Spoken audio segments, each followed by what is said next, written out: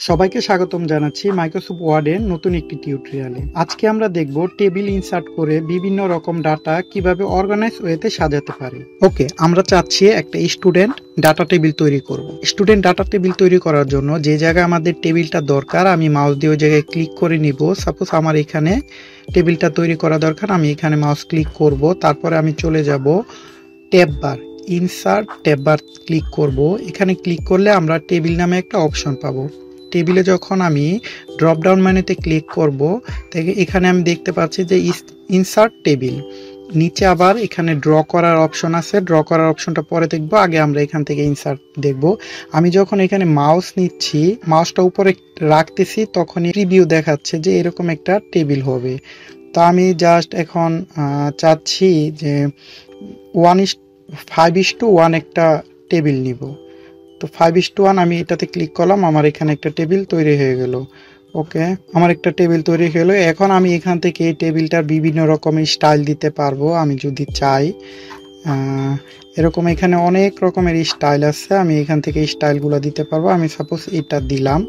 এখন আমি এখানে লিখবো আইডি।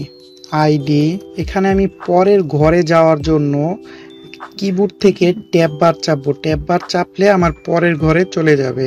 এখানে আমি লিখবো নেম, তারপরে আবার ট্যাব বার চাপবো, লিখবো যে ক্লাস, তারপরে ট্যাব বার চাপলাম, লিখবো মার্ক, তারপরে আমি যদি দেই জেন্ডার। ওকে, তাহলে এখানে তো আমার টেবিলটা কমপ্লিট হয়ে গেল। এখন আমি নিচে আবার রো কলাম কিভাবে বাড়াবো, তা বাড়ানোর জন্য অনেকগুলো ওয়ে আছে। প্রথমত আমি শর্টকাট ওয়েটা দেখাই দিচ্ছি, সেটা হলো কিবোর্ড থেকে ট্যাব বার চাপ, আরেকটা রো তৈরি হয়ে গেল। এখানে আমি যদি দেই আইডি 0101 আইডি, তখন আমি নেক্সট করে যাব, এখানে দিব এমডি তানবীর। ওকে, জাস্ট দিচ্ছি ক্লাস 4, মার্ক 88, জেন্ডার মেল। ওকে, আমি আবার ট্যাব বার চাপবো, নতুন একটি ঘর তৈরি হয়ে গেল, 102 দিব। ওকে, আমি এটা দিচ্ছি তানিয়া। ওকে, 578,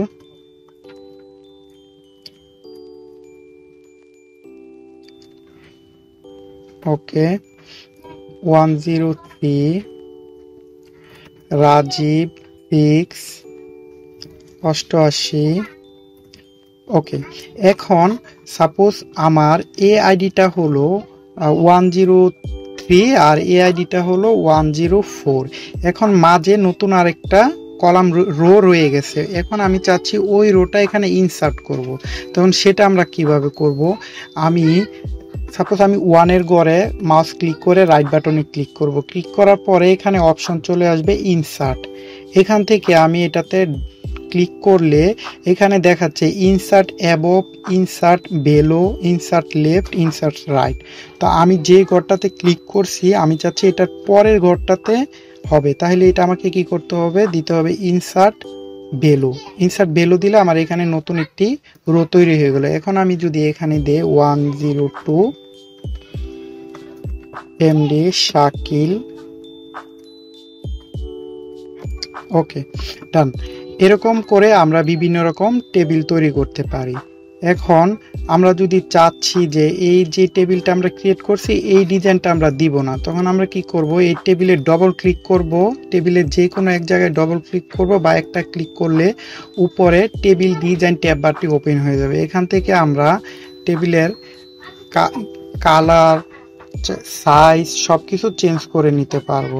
আমি চাচ্ছি যে ওইটা দিব না, আমি এইটা দিব, এইটাও দিতে পারবো। এখন আমি যদি চাই যে কোনো একটা রো আমি বোল্ড করব এবং তার কালারটা চেঞ্জ করব, মাউস এভাবে ড্র্যাগ করে ফুলটাকে আমি সিলেক্ট করতে পারবো। আমি ড্র্যাগ করে সিলেক্ট করব। সিলেক্ট করার পর আমি চলে যাব ফন্ট সাইজ বাড়ানোর জন্য। সাপোজ আমি ফন্ট সাইজ 20 করে দিব, না 20 মনে হচ্ছে বেশি হয়ে যাচ্ছে, আমি 18 করে দিব। তারপর আমি যদি চাই এখানে ফন্ট থিমটাও চেঞ্জ করে দিতে পারবো। আমি যদি চাই এখান থেকে কালার চেঞ্জ করে দিতে পারবো। আমি যদি চাচ্ছি এই কালারটা দিব, আমি কালার দিয়ে নিতে পারবো। এভাবে আমরা টেবিলের বিভিন্ন রকম ডিজাইন তৈরি করতে পারবো। এছাড়াও আমরা চাচ্ছি যে এইখানে যেই একটা সেল আছে টেবিলের, আমরা চাচ্ছি এই দুইটা সেলকে মিলায় একটা সেল বানাবো। তো সেক্ষেত্রে আমরা কিভাবে দুইটাকে মিলায় একটা সেল বানাবো সেটা একটু দেখি। সেটা দেখার জন্য আমি একটা যে কোনো এক জায়গায় ক্লিক করব, ক্লিক করে আমি চলে যাব লেআউট ট্যাব বারে। লেআউট ট্যাব বার থেকে এখান থেকে আমি ইরেজারে ক্লিক করব। ইরেজারে ক্লিক করে আমি জাস্ট এটাতে ড্রাগ করব, তাহলে এটা আমার একটা হয়ে গেল। তারপর আমি চাচ্ছি এই দুইটা ঘর মিলায় একটা ঘর হবে, সেক্ষেত্রে আমি এটাতে ক্লিক করব, একটা ঘর হয়ে গেল। আমি যদি এটাকে চাই একটা ঘর বানাতে, আমি এটাতে ক্লিক করব, এটা একটা ঘর হয়ে গেল। ওকে, এখন চাচ্ছি আমাদের যে ঘরগুলো আছে এই ঘরগুলো আমাদের হাইলাইট অবস্থায় থাকবে, মানে নর্মাল যে কালার আছে এই কালার থাকবে না, আমরা চাচ্ছি এটার একটা অন্য একটা কালার দিব। তো সেক্ষেত্রে আমরা কালারগুলো কিভাবে দিতে পারি, আমি টেবিল ডিজাইনে চলে যাব। টেবিল ডিজাইন থেকে এখানে শেডিং আছে, শেডিংয়ে আমরা ক্লিক করব। আমরা যে কালারটা দিতে চাচ্ছি, সাপোজ আমি এই ঘরগুলাকে সব রেড কালার করে রাখতে চাচ্ছি, তাহলে আমি জাস্ট রেড কালারে ক্লিক, ঘরে ক্লিক করে রেড কালারে ক্লিক করব, তাহলে এই ঘরগুলো আমার রেড কালার হয়ে গেল। এখন এটা আমি চাচ্ছি এখানে ভার্টিক্যালি আরেকটা ঘর হবে, এখানে একটা ঘর হবে, এখানে একটা ঘর হবে। তাহলে সেটা আমরা কি করব, এখন কি করতে হবে, আমাদেরকে ড্র করতে হবে। তাহলে চলে যাব আমরা পেজ লেআউট, পেজ লেআউট থেকে ড্র টেবিলে ক্লিক করব। ড্র টেবিলে ক্লিক করে আমি যদি এখানে ক্লিক করি, তাহলে এটা আমার দুইটা ঘরে পরিণত হয়ে গেল।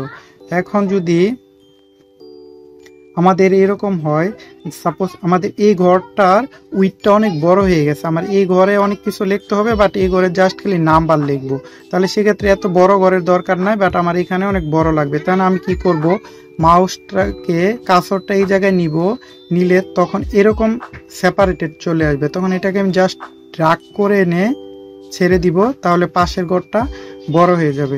এখন অনেক সময় দরকার পড়ে যে আমার এই ঘরটা বড় দরকার না, আমার বড় দরকার এই ঘরটা, আমার এই ঘরটা ছোট লাগবে, তখন আমি জাস্ট এটাতে আবার সেম প্রসেস ফলো করব। মাউসটা এই জায়গায় নিয়ে যাব, এই জায়গায় নিয়ে ড্র্যাগ করে এনে ছেড়ে দিব।